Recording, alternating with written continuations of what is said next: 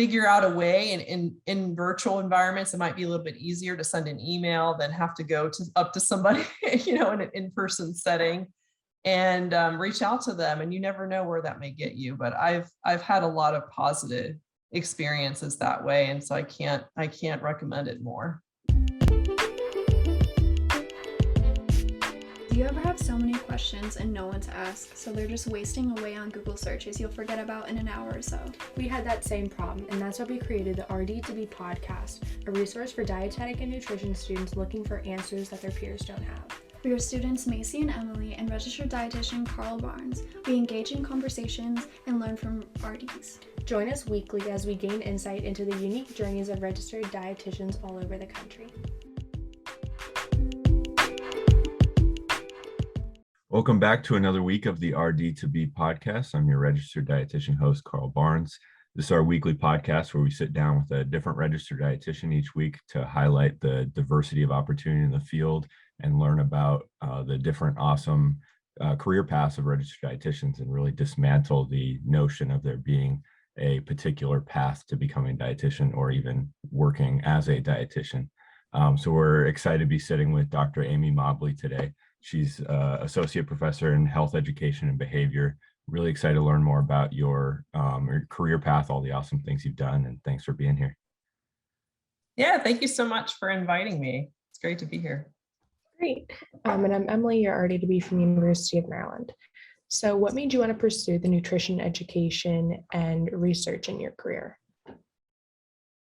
Yeah, that's a great question. Actually, when I went to college as an undergraduate, I was accepted as an education major because I wanted to be a teacher. And I really liked math. I thought I wanted to be a math teacher, but I also really liked science. And so when I was a freshman, I was talking to my advisor, and they're like, well, you should take this introductory nutrition class.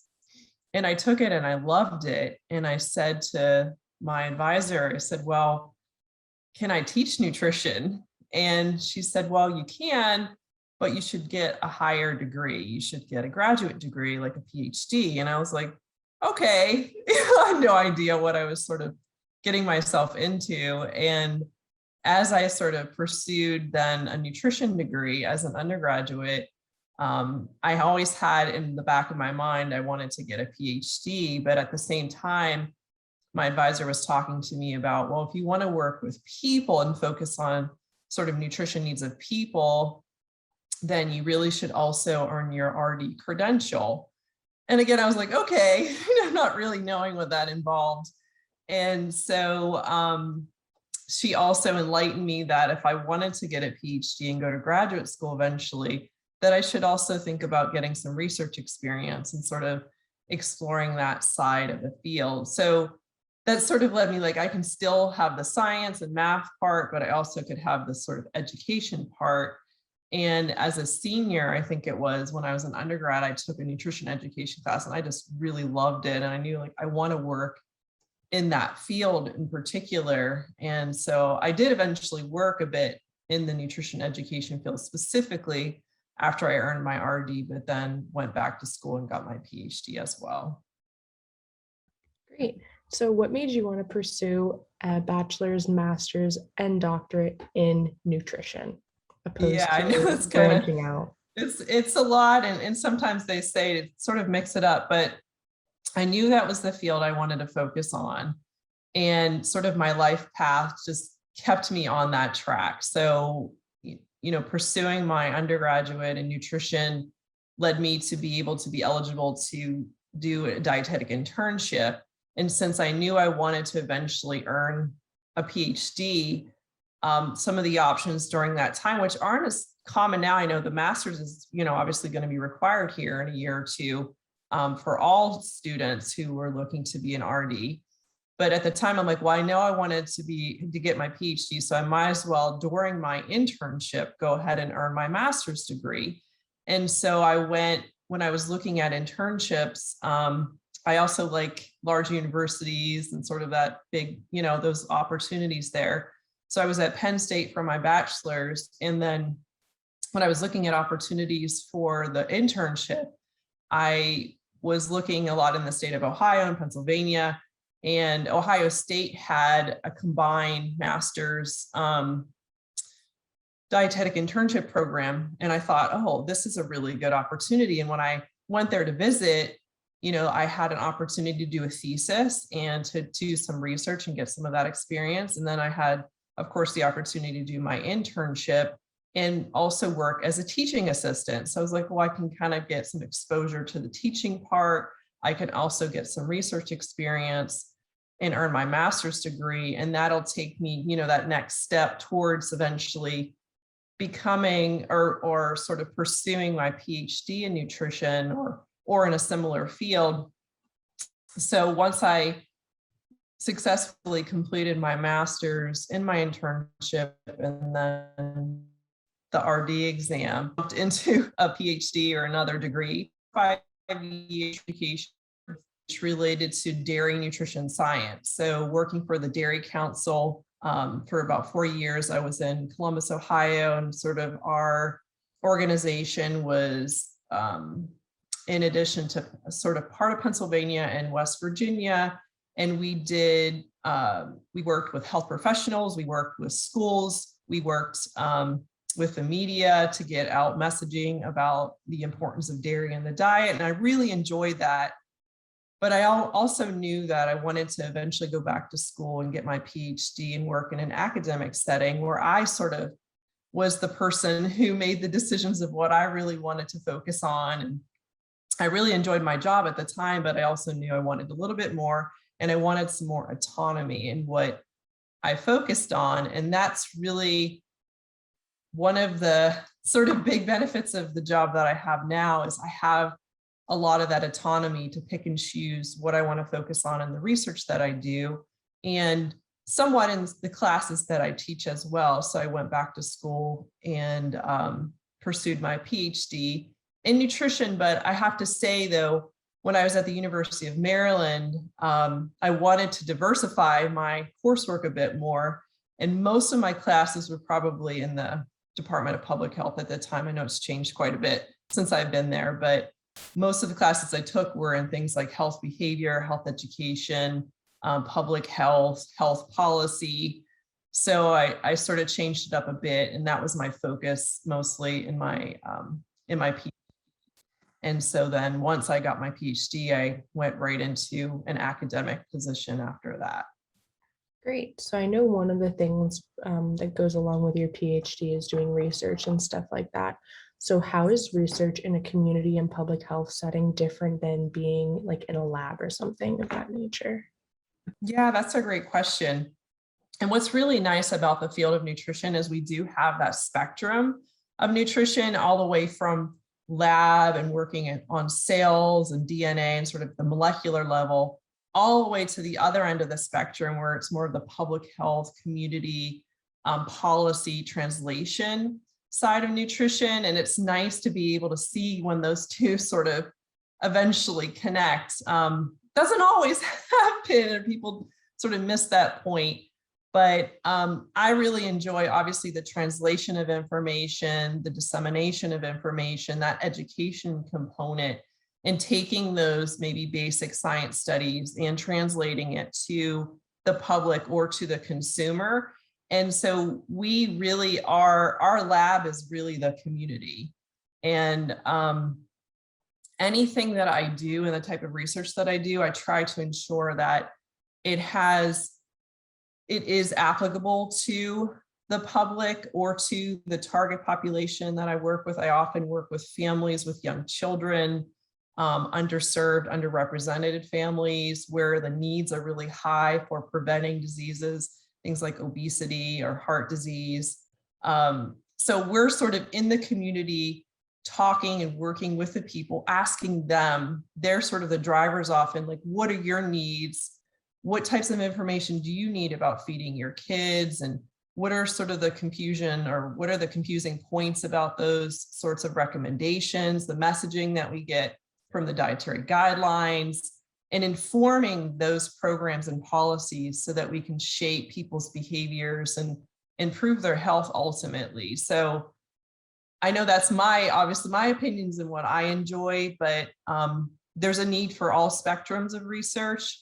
And I know during COVID-19, it's sort of, we typically go out and we talk to people in the community, and there's obviously challenges in doing that. But luckily with technology today, we were able to pivot the work that we do and reach people through things like Zoom and through phone. And we do things with mobile phones and creating apps and prototypes of apps and testing those. So we've been able to still continue most of our work with the community, but in a different way.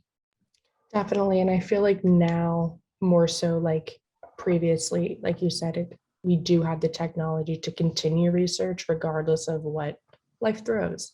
So since you've done nutrition research as well as nutrition education, what do you think you gravitate more towards and try to do in your everyday life if you favor one or the other? Yeah, and actually the research that I do has nutrition education components to it. So I'm really fortunate that I can do both. And in the job that I have now, I do research and I do teaching and I do service, but I try to integrate all of them together. So when I'm teaching a class, we talk about research methods. We do research, mini projects in the class, or I engage my students in my own research group. When I'm doing service or in professional organizations, I try to engage, the work that I'm doing or my students in the process of teaching. So I don't know that everybody can do that or does do that, but I know I try to, because there are connections, and I try to sort of make sure we intersect those things. But there is nutrition education, obviously, efforts alone, and there's research efforts alone. But we try to sort of do both if we can and be efficient in those ways. So I'm fortunate that I have that opportunity to do that. I can't say everybody probably does. I'm sure. And then to top it all off, you're the chair of the Nutrition Education for the Public, DPG. So what does that, like, what do you guys do within that DPG? And also what requirements do you have to fulfill for that role of chair? Yeah, so I am really fortunate to serve in that role as chair, particularly this year. And the dietetic practice groups, as you may know, are a big part of the Academy of Nutrition and Dietetics, and allowing the members to sort of pick and choose subgroups of the Academy where they may have a special interest or experience or want to sort of learn more. And I've been a member, I think, of this particular DPG probably for over 20 years. I don't know. They've asked me in the past, would I be interested in running for a position? And I had been on other boards for other organizations, and I was like, I can't do it now, but yes, I'm interested maybe in the future. And then so once that opportunity opened, I was like, hey, I'm sort of interested in this. And we had the election, and I was fortunate to be elected in the position of chair. So our job is to really showcase nutrition education in terms of the Academy members that are interested in that particular area, and having visibility in the Academy of the importance of nutrition education for the public.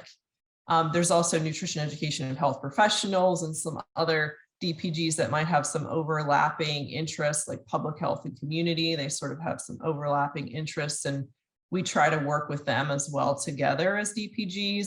But our members have indicated, they have an interest in this, or they're working in this field. So we do continuing education opportunities. We might do webinars. We have several newsletters a year. We always have a presence at the FAND, the annual meeting, where we may either host a session.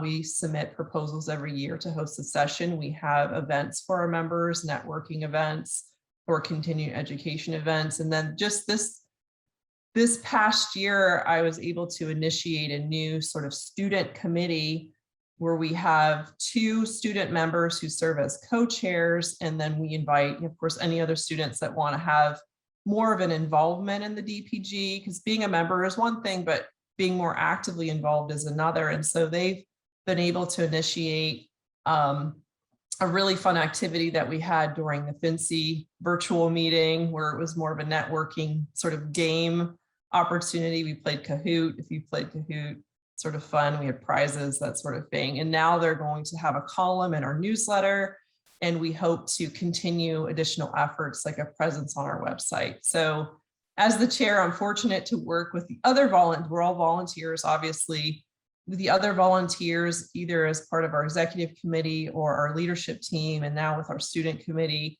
and continue these activities, but also keeping an open ear to our membership of what their interests and needs are, and having that flexibility to meet those needs. So it's sort of a really exciting opportunity for me to have this ability to work with people across the country and sometimes internationally who are members of our group to really spotlight nutrition education for the public. Most definitely. So I guess what kind of past experiences have you had, whether it was an undergrad or just as a master's student, doctoral student, that have helped you achieve where you are today? Yeah, that's a really loaded question, right? I was just talking to one of my grad students literally yesterday, and I was telling her how much networking has shaped probably my life and career. And I'm not taking this lightly. I mean, literally every job I've had, this is my third academic position in academia. We move around quite a bit for opportunities, new opportunities in my job, but in the course of earning the different degrees I've had, every job that I've had was a result of knowing somebody or knowing, of somebody at that institution or at that job. I remember right when I was finishing my internship and my master's degree, and I started looking for jobs. I wasn't going to go back to school right away, and I wanted to do something in nutrition education, but I didn't know if there was even a job for me. And I applied to teach at a community college. I applied to some hospital positions. And then I was talking to a friend, and she's like, hey, I heard there's a position open at, the Dairy Council, and, they have a nutrition education focus. And I was like, oh, wow, that sounds amazing. And after I got off the phone with her, I got on the phone, because at the time we didn't really use email as much. I got on the phone with the person who was the job contact, and I was like, I heard there's an opening. Is there still time to apply? She goes, yes, we're interviewing right now. Get your application in.